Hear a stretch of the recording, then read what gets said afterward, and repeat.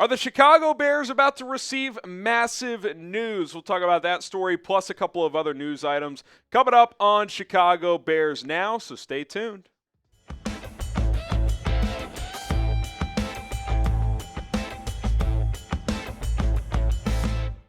What's up, everybody? Harrison Graham here, back with another episode of Bears Now by Chat Sports. We have an Ian Cunningham update as the Jags are ramping up their general manager interviews this week. They just did one a little bit ago. Can't remember who they interviewed, but Ian Cunningham is going to interview for the job on Friday, and a lot of buzz that it could be his jobs to lose. Albert Breer had the note earlier today that he will do that interview this Friday, like I said, and that he is a strong candidate and has been since Liam Coen's hiring. I did a little bit of digging there. Sounds like they have the same agent and that there's at least some level of a relationship there between Ian Cunningham, as I'm dropping stuff in the studio. Don't worry about that. Between Cunningham and Liam Coen. So you know how this goes. We've seen it in Chicago. These agents, they share clients. Oh, let's have them all run the same team together. I think if the interview goes well and both sides feel comfortable, I feel like it's his job to lose. That's kind of what it seems like, especially now that insiders are kind of jumping on the bandwagon of, yeah, he's a strong candidate there. You know, it was kind of these internet rumors, but now it feels like there's some legs to him. So he'll interview Friday. There was also another report that they want their interviews to be complete this week and to have someone hired by next week with the combine the following week. So Jacksonville's got to do this pretty quick as their draft process really ramps up here. And, of course, they have the number 5 pick, so they got to feel pretty good about where they sit. Obviously, for the Bears, speaking of the draft, they currently have 8 draft picks right now. And if they were to lose Ian Cunningham to the Jags general manager vacancy, that would be fantastic because the Bears would get 2 third-round picks. They would get one this year, and they would get one next year. Now, you could push back and say, Ian, we don't want to lose Ian Cunningham. And I'm not actively saying I want to lose the guy, but I'm just saying that he's been here 3 years. You've got Jeff King. Like, I feel pretty good about where things sit, even if you do lose Ian Cunningham, and I want those draft picks. I want to get those 2 picks, especially the one this year, because the second round and the third round of the draft this year, according to all draft experts and analysts and scouts, and you just listen to all the chatter, yeah, there's only 10 to 12 first-round grades, but there's a lot of value on day 2. Well, if you get another pick on day 2, that only helps. It gives you more ammunition to move around if you want to. If you do a trade for a player, gives you extra picks with a third this year and a third next year. So I'm very much in favor of Ian Cunningham getting this job. 1, because I think he's a worthwhile candidate, and 2, I think it helps the Bears tremendously. So we'll see if it ends up happening. Interview on Friday. We will stay on top of this story. Bill Zimmerman also added this, and I mentioned it a minute ago, that he would expect Jeff King to get elevated to the Bears assistant GM role. He's already in Ryan Poles' inner circle. He's kind of the number 3 guy right now behind Poles and Cunningham. He would be a natural elevation, and then if the Bears needed to bring someone else in from the outside or promote someone else to be that number 3 guy, they could do that. But I am fully on board with Ian Cunningham getting this gig.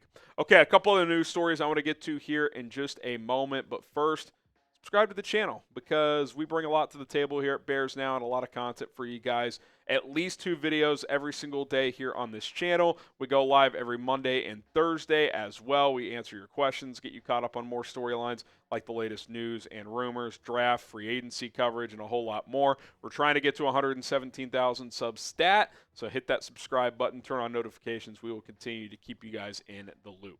Okay, a story from really about a month ago has now come to fruition. The Bears have officially claimed and been awarded Jordan McFadden, former 5th-round pick with the LA Chargers. This transaction couldn't go through until the playoffs officially ended because the Chargers cut him at the end of the regular season. So we'll tell you a little bit more about him coming up on the other side here. But I want to tell you guys first about our sponsor, Zbiotics. Are you planning on having a few drinks tonight or on a night in the future and want to make sure you're feeling your best the next day?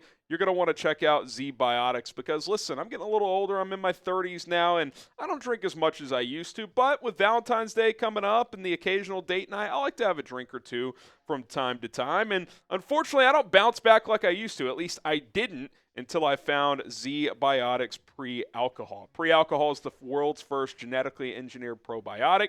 It was invented by PhD scientists to tackle rough mornings after drinking. When you drink, alcohol gets converted into a toxic byproduct in the gut. It's this byproduct, not dehydration, that's to blame for your rough next day. Pre-alcohol produces an enzyme to break this byproduct down. Just remember to drink this probiotic before drinking alcohol. Drink responsibly and get a good night's sleep to feel your best tomorrow. We all live busy lives these days, so don't waste any more days like the following day after a night of drinking. Zbiotics pre-alcohol is the answer you've been waiting for. Go to zbiotics.com/chatsports or scan the QR code on screen right now. It's going to get you 15% off with that code chatsports at checkout, all one word, chatsports. You can also sign up for a subscription using our code so you can stay prepared no matter the time or occasion. Zbiotics is backed with 100% money-back guaranteed, so if you're unsatisfied for any reason, they will refund your money, no questions asked. Check the link in the comments and description, zbiotics.com/chatsports. Okay, Jordan McFadden is now on the Bears' 90-man roster. Remember, rosters expand in the offseason. Played his collegiate ball at Clemson, was a fifth-round pick a couple of years ago. Did start 2 games in 2023 at guard. Has appeared in 13 games over the past 2 years. Obviously has mostly been a backup. Bears, throwing a dart here. I don't think they're expecting him to be a starter or anything like that. I would expect this to be a situation where he fights for a roster spot on the 53-man roster. There's always surprises, right? Bill Murray last year made the team as a guy who was off the radar. This guy actually was a draft pick a couple of years ago, so we'll see what he can bring to the table. Played some guard and tackle in the NFL, I think at Clemson. In the NFL, I think he's more of a guard, but we'll see where the Bears view him. Obviously, for Chicago, they need higher-level offensive linemen. They need quality starters to add to this starting 5. Jordan McFadden is not that, but he could be some decent depth. We'll have to see how that plays out. Speaking of the front liners, how many new starters do the Bears need up front? I would say at least 3, 2 at very minimum if they bring back a Coleman Shelton and roll with Braxton Jones. But I would say 3, potentially even 4 if you wanted to replace Braxton. But I feel like 3 is probably going to end up being the sweet spot. What say you? How many new starters on the offensive line do the Bears need?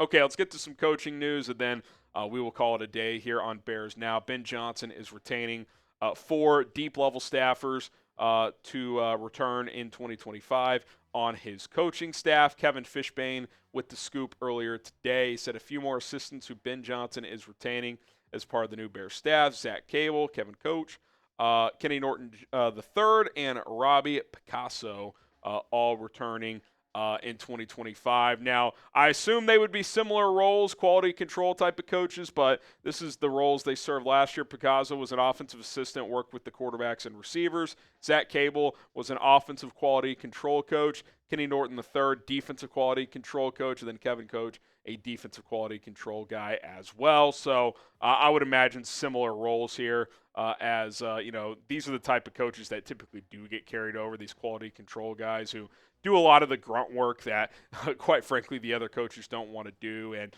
I think the Bears coaching staff is mostly set. They might need like one more defensive backs coach, like a safeties coach or something like that, but for the most part, they're set. You might see like assistant O-line, some of these deeper coaching staff type of hires, but for the most part, this staff is in place, and they can go attack the combine, free agency, and the draft over the next couple of months. How excited are you for the 2025 NFL season? Scale from 1 to 10, 10 being very, 1 being not at all. I mean, I'm always excited, but the juice is definitely in the air. We're excited to get this thing started, but I'm excited for the offseason too. So busy times ahead. We'll have it all covered here on Chicago Bears Now. Appreciate you guys for tuning in to the show. Again, if you want more coverage, hit that subscribe button, and we will see you guys tomorrow.